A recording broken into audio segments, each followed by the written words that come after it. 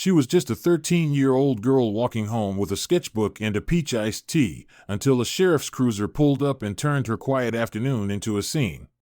What started as suspicion quickly escalated into something far deeper, a test of identity, dignity, and power. But when her father arrived, the truth didn't just walk in, it stood tall and made the whole neighborhood listen. It was the kind of warm spring afternoon that made the whole street smell like sun-soaked sidewalks and freshly cut grass. 13-year-old Amira Johnson strolled down the familiar stretch of Pine Hollow Drive in Frisco, Texas, with her hoodie tied neatly around her waist, one hand holding a half-finished peach iced tea, the other cradling her sketchbook. Her steps were slow, relaxed. She was only 10 minutes from home, and her head was still swirling with laughter from her friend Tessa's house 2 blocks back. The neighborhood was quiet in the way suburban Texas often is around 4 p.m., a few lawn sprinklers clicking to life, a dog barking somewhere behind a wooden fence, the hum of distant air conditioning units whirring like sleepy cicadas. And that's when she heard the slow crunch of tires behind her. She didn't turn around right away. At first, it was just another car, maybe a neighbor getting home early from work. But the engine didn't pass her. It slowed. Matched her pace. Then she heard the window roll down. "You live around here?" The voice was male, low, clipped. She turned her head slightly. A Collin County Sheriff's cruiser crawled beside her. The driver was a white man, mid to late 40s, buzzed hair under his wide-brimmed uniform hat. His sunglasses reflected the late afternoon sun and her face. "Yeah," Amira said, blinking but keeping her voice calm. "Right up the street." He tilted his head like he wasn't quite convinced. "Mind telling me what you're doing out here?" She stopped walking. It wasn't the question, it was how he said it. "Just heading home from a friend's house," she answered, nodding down the street. 2 blocks over. Tessa Clark's. The deputy didn't move. Instead, he pulled slightly ahead of her and turned the wheel just enough to block her path. The tires made a gritty little protest against the curb. "There's been some reports of suspicious activity in this area today," he said slowly, stepping out of the vehicle. His boots hit the pavement with a sound too heavy for such a quiet street. "You match the description." Amira blinked. "Which part?" she asked, raising one eyebrow. "The hoodie? The backpack? Or the peach snapple?" If she was trying to break the tension with a little sarcasm, it didn't work. "You got any ID on you?" he asked. "I'm 13. You sure about that?" Now she really looked at him. Her voice was still calm, but her patience was thinning like the sweat cooling on her temples. "What would I lie for? I live right there, 1431 Pine Hollow. My dad is Major Ronald Johnson. He's an Army logistics officer stationed out of Fort Hood." Crenshaw tilted his head, just a bit. "That so?" "Yeah. That is so." She crossed her arms, clutching the sketchbook tighter to her chest. "Cute story," he muttered, like he was humoring a child who just claimed to be the president's niece. She didn't take the bait. But her jaw clenched. Crenshaw stepped a little closer, hands relaxed, but his radio mic cord bounced lightly with each motion like it was ready to bark orders. "What's your name?" "Amira Johnson." "What's in the bag?" "Notebook, charger, and a granola bar that probably expired last semester." She didn't move. "You're welcome to check it when my dad gets here." Crenshaw raised an eyebrow. "He's coming?" Amira didn't answer. Instead, she glanced down at her phone, where she had already typed and sent a message just before he'd stepped out of the cruiser. "Sheriff just stopped me again." Same street. The response had come almost instantly. 3 words. "No fluff. On my way." She looked up again. "Yep. He's coming." Across the street, Miss Pollard had stepped out onto her porch. She was the kind of neighbor who swept her front steps like it was both therapy and tradition. Now, broom in hand, she stared across the street, arms folded. "You all right, baby?" "I'm fine," Amira called back, though her voice cracked slightly. Crenshaw didn't acknowledge Miss Pollard. Instead, he squinted toward her for a second, then turned his attention back to the girl in front of him. More people began to appear, slowly, like a ripple. A boy on a bike stopped pedaling and just hovered near the sidewalk. 2 younger kids who had been playing hopscotch sat down, legs crossed, silent. Phones were out. Not loud. Not in his face. Just present. Amira looked him in the eye. "You'll see," she said. "He's coming." But this wasn't about suspicion anymore. It had moved beyond that. This was about control. And Crenshaw wasn't ready to let it go. He stepped forward just slightly. Not enough to call it intimidation. But enough. "You said your dad's in the army?" he asked, glancing at her backpack again. "What's he do exactly?" "He's in logistics," she said. "He tracks and moves equipment. Overseas deployments. That kind of thing." Crenshaw chuckled softly. "Sounds like you know the script real well." Amira's shoulders stayed squared. "I know my dad." "Right." He gave a condescending little nod. "And you figured dropping the military title would get you a pass." She didn't say anything. She didn't need to. Behind Crenshaw, another voice called out, not loud, but sharp. "She's telling the truth." It was Miss Pollard. "I've known that child since she was learning to ride a bike. Her daddy's in the military. And she lives right there. Y'all always picking the wrong ones to make an example of." Crenshaw didn't respond. Another neighbor, a middle-aged man with a salt and pepper beard, lifted his phone just a little higher. "That's Amira Johnson. She's Ron's daughter," he said to no one in particular. Amira's voice lifted. "Everyone here knows me. That's my house."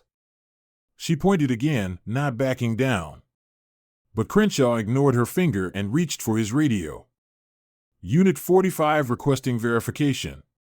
Juvenile, name Amira Johnson, age 13, claiming residence at 1431 Pine Hollow. Father is said to be Major Ronald Johnson, U.S. Army."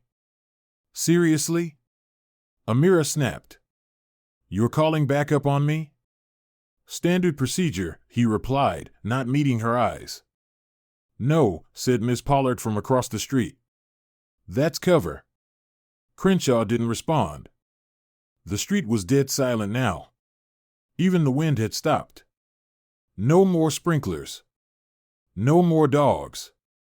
Amira didn't flinch. "You can wait all you want," she said, her voice clear and fierce. "He's coming. And when he gets here, I hope you're ready to explain all this to him." Crenshaw didn't move. Didn't blink. But a few feet behind her, the neighbors were no longer just witnesses. They were pressure. Then came the sound. Low. Steady. An engine. The black Durango rolled down the street, no rush, just presence. Amira didn't smile. She didn't even move. But her eyes locked on the cruiser. And Crenshaw. Crenshaw finally looked unsure. The engine rolled like thunder over wet pavement, slow and certain, the kind of sound that didn't need sirens to command attention. Amira didn't blink. She didn't move. But the set of her shoulders said everything. She had told him. She had warned him. And now, her proof was here. Deputy Crenshaw shifted slightly, his stance no longer rooted in dominance but in sudden calculation. His eyes moved toward the oncoming vehicle, a black Dodge Durango, spotless, deliberate in its approach, easing to the curb like it belonged there.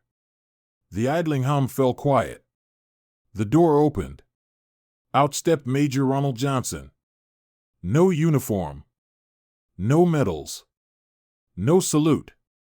Just dark jeans, a plain gray shirt, and the kind of posture that needed no introduction. He was tall, broad, with a calm intensity that pulled the street into stillness. He didn't speak at first. He just walked, measured steps, past the parked cruiser, past the neighbors now fully gathered on porches and sidewalks, straight to his daughter. "You okay, baby?" he asked, voice low, steady, never once looking at Crenshaw. Amira nodded, her lips pressing together to hold back the emotion crawling up her throat. "I'm fine," she said, even if her voice betrayed a slight tremble. That was all Ronald needed. Only then did he turn to face the deputy, whose confidence had curdled into uncertainty. "What seems to be the issue here?" Ronald asked, tone neutral, but the weight of command embedded in every syllable. Crenshaw straightened his spine. "Sir, there was a report of suspicious behavior in the area. Your daughter matched the description." Ronald didn't blink. "Which description was that exactly?" Crenshaw hesitated. "Female. Teenage. Wearing a hoodie. Backpack." Ronald's jaw shifted ever so slightly, like a man holding back more than words. "So, a student walking home with a drink in her hand? That's your threat profile? It's standard to check, is it?" Ronald cut in, calmly but with a steel edge. "Because it seems to me you didn't check. You assumed. And in the process, you tried to intimidate a 13-year-old girl walking home in broad daylight, on the very street she lives on." Silence bloomed. Crenshaw's eyes flicked toward the neighbors now watching with arms crossed and phones recording. The mood had changed. He wasn't just a cop doing his job anymore. He was a man being watched. Being held accountable. "She claimed her father was in the military," Crenshaw said, like it somehow justified his disbelief. "That's not a crime." "It's not a lie either," Ronald replied, finally reaching into his back pocket and pulling out his ID. He held it out, flipping it toward Crenshaw with a subtle flick of his wrist. "Major Ronald Johnson. U.S. Army. Logistics Division. 18 years active duty." Crenshaw tipped the ID but barely looked at it. "I didn't know that at the time." "No," Ronald said. "You didn't ask." A murmur rose from the crowd. Miss Pollard stepped off her porch, hands on her hips. "She told you who she was. She told you where she lived. And you didn't believe her." A teenage boy standing near the sidewalk chimed in. "She said her dad was in the Army." "You laughed like it was a joke." Crenshaw's throat bobbed. "I didn't laugh." "You didn't believe her," Ronald said. "And that's what matters." Amira stepped forward now. Her voice wasn't raised, but it was sharper than it had been. "If he wasn't who he is, if this wasn't happening right here, right now, would you have kept pushing? Would you have made me sit on a curb? Called for backup? Would I still be standing here?" Crenshaw didn't answer. He couldn't. The silence wasn't awkward anymore. It was charged. It was proof. Ronald turned slightly, addressing the gathering crowd. "My daughter's not the only one. I guarantee it. This isn't the first time someone's been stopped for fitting a lazy description. And it won't be the last unless we start calling it out when it happens." Another neighbor added, "He's done this before. Pulled over Jamal. Last month for walking too fast. Like that's a crime now?" Crenshaw shifted again, trying to find footing in ground that was already slipping away. "We're just trying to keep the community safe." Ronald's gaze was unflinching. "By stopping children in their own neighborhoods?" He took one step forward, lowering his voice but not his presence. "Let me tell you something, Deputy. I've buried friends in sand and heat so people like you can wear that badge. So you can protect and serve, not profile and provoke." Crenshaw said nothing. He couldn't. Because the uniform he wore suddenly didn't carry the weight it used to, not against the truth. Ronald stepped back, reaching for his daughter's hand. "We're going home," he said quietly. But before turning, he looked Crenshaw in the eye one last time. "You remember her face. And mine. And every camera that's been recording since you stepped out of that car. Because this moment, this is yours to carry." Crenshaw didn't move. Didn't respond. Ronald turned, and Amira walked beside him, their hands linked like two parts of the same unbreakable line. The crowd didn't disperse right away. They watched. Phones still up. head still shaking. Because something had shifted. Not loud. Not violent.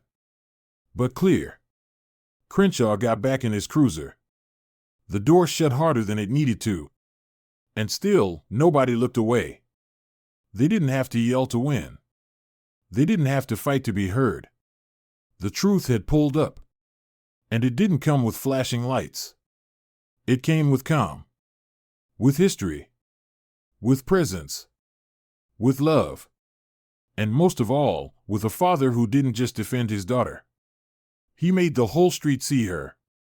The cruiser finally pulled away, its engine fading like a distant threat that had lost its grip. The crowd didn't scatter right away. Neighbors lingered on porches, arms still crossed, phones still in hand, eyes locked on the space where the confrontation had just unfolded. The air was thick with something unspoken, respect, maybe, or reflection. Ronald Johnson gave one last glance down the street, then turned to his daughter. He didn't say anything, just gave her a quiet nod. Amira fell in step beside him, her fingers still wrapped around her sketchbook, though now the pages inside felt heavier, as if they carried more than just pencil lines and idle dreams. They walked without speaking. The sidewalk felt familiar but distant, like the street had changed underneath their feet. Each step was steady, deliberate, and the silence between them was not uncomfortable, it was full. Full of things they didn't need to say out loud. At least, not yet. The sky had shifted from afternoon gold to the softer blue-gray of early evening. A breeze passed through the maple trees lining the curb, rustling leaves that didn't dare interrupt the quiet. Ronald didn't look at Amira right away, but he watched her from the corner of his eye, watched the way her shoulders lifted slightly, how her jaw stayed firm but her eyes darted from the pavement to the houses they passed. She wasn't afraid anymore, but she wasn't calm either. He knew that look. He had seen it in soldiers who had just returned from battles they didn't expect to fight. "You held your ground," he said finally. His voice was low, even. "You did everything right." Amira didn't answer at first. She just nodded, her lips pressed together, thinking, feeling. Then, quietly, she said, "I didn't know if saying anything would help. Or just make it worse." Ronald stopped walking. Not dramatically, just enough to make her pause with him. He looked down at her, not from above, but level, eye to eye. "You didn't have to be perfect," he said. "You just had to be you." And that was enough. She stared at him, her face still serious. It didn't feel like enough. He gave her a small, tired smile. "That's because you're doing something people don't always do, you're standing up while people watch. That always feels heavier. But baby, you carried it." They walked again. Up ahead, their house came into view, the front porch light already glowing like it knew they needed a soft landing. Miss Pollard was there, waiting. She held 2 glass bottles of soda, root beer, the kind with the twist-off cap and the old-school label. She didn't say much, just extended her hands. "I figured y'all could use something cold," she said. Ronald accepted the bottles with a quiet thank you. Amira offered a soft yes, ma'am. Miss Pollard nodded once. Her gaze lingered on Amira a second longer. "You're a good one," she said gently. "You keep walking like that." Then she turned and headed back across the street, leaving the two of them standing at the front steps. Ronald unlocked the door, and they stepped inside to the quiet hum of the hallway AC and the familiar creak of the floorboards beneath their shoes. Amira kicked off her sneakers, set her sketchbook on the dining table, and collapsed onto the couch. She sat there in silence, one leg tucked beneath her, the bottle sweating on the coffee table, unopened. Ronald didn't press her to talk. He just sat beside her, giving her space. That was how they'd always worked. He didn't fill silences with noise, he let them breathe until the truth came out. She spoke without looking at him. "Why do I always feel like I have to explain who I am before people believe me?" Ronald leaned forward, elbows on his knees, hands clasped. "Because some people walk around with blinders on," he said. "They see what they expect, not what's there. That doesn't make it fair." "No, it doesn't," he agreed. But fairness doesn't always come first. Truth does. And truth needs people willing to speak it, even when it's uncomfortable. She looked over at him now. Do you think he'll actually change? Ronald exhaled. I don't know, he said honestly. But I know he heard you. And sometimes that's the first crack in the wall. Change doesn't always happen fast, but it starts somewhere. Usually with someone like you. Amira didn't reply right away. But the tightness in her shoulders softened a bit. They sat there like that for a while, the kind of stillness that only exists in safe spaces. Outside, the sound of life resumed, kids back on bikes, a basketball thudding against the driveway, someone mowing a lawn 2 blocks away. But in the house, it was just the two of them. And the echo of everything that had been said and everything that hadn't. A knock on the door broke the quiet. Ronald stood and checked the peephole. It was a boy from down the street, maybe 10, maybe 11, one of the ones who had stood frozen with his basketball earlier. Ronald opened the door slowly. The boy shifted on his feet, unsure. Then he glanced past Ronald and looked straight at Amira. I just wanted to say, he started, voice soft. You were brave. Amira blinked, surprised. She got up, walked to the door, and stood in the entryway, facing him. I just told the truth, she said. The boy nodded. Yeah. But not everyone would have. He gave her a tiny wave, then turned and jogged down the sidewalk toward his house. Amira stood there for a beat, watching him go, then stepped back inside and closed the door gently. That night, after dinner, she sat on her bed with her sketchbook open, but her pencil unmoving. Her mind wasn't on drawings. It was on moments. On the way silence can grow heavy when someone in power decides they don't have to listen. On the way that same silence can shift, become a kind of witness, a kind of protest, a kind of promise. She picked up her pencil, not to sketch a face or a house or a tree, but to write. She didn't know if it would become a poem, a speech, or just a thought scribbled down for herself. But she wrote the words anyway, seen. Heard. Enough. From that day on, she wasn't just the girl with the sketchbook anymore. Not to her neighbors. Not to the kids down the block. And not to the officer who had tried to turn her presence into a problem. She was the girl who didn't flinch. The girl who stood her ground. The girl who didn't raise her voice, but raised the whole street's attention. And her father? He didn't need a uniform to show strength. He didn't need a salute to command respect. He carried his honor in how he listened to his daughter. And how he stood beside her, not in front of her, not behind her, but right there, shoulder to shoulder. Some power is loud. Some power is quiet. And sometimes, the quiet kind makes the most noise of all. Sometimes the most powerful stories aren't the loudest. They're the ones where someone quietly refuses to shrink. Where someone speaks truth, even when every system around them is built to silence it. Amira's story isn't just about a traffic stop or a moment of bias, it's about how everyday courage can ripple through a community, change perceptions, and challenge injustice without ever needing to shout. What happened to Amira could have easily ended in silence. She could have walked away, shaken but unheard. Her father could have shown up angry and escalated the situation. The neighbors could have stayed inside, peeking through curtains but doing nothing. But that's not what happened. Because one girl chose to stand her ground, with grace. One father chose to confront ignorance with dignity. And a community chose to pay attention. Here's the truth, we can't always control how others see us, especially when their vision is clouded by prejudice or assumption. But we can control how we show up. And when we do, with truth, with calm, with strength, we remind the world of something vital: we belong. To anyone who's ever been questioned for simply existing, to every young person who's ever felt like they had to prove their worth just to be seen, let this story remind you, you are enough.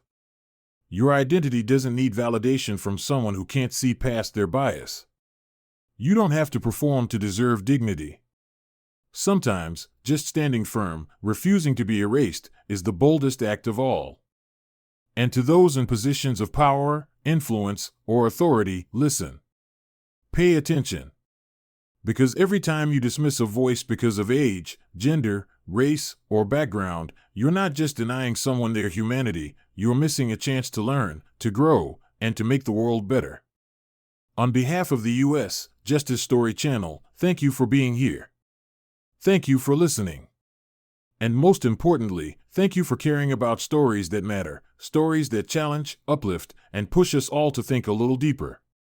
If this story moved you, we hope you'll share it. Because the more we talk about these moments, the more we empower the next Amira to stand tall, speak up, and know she's not alone. Until next time, stay brave, stay kind, and never stop believing in the quiet power of truth.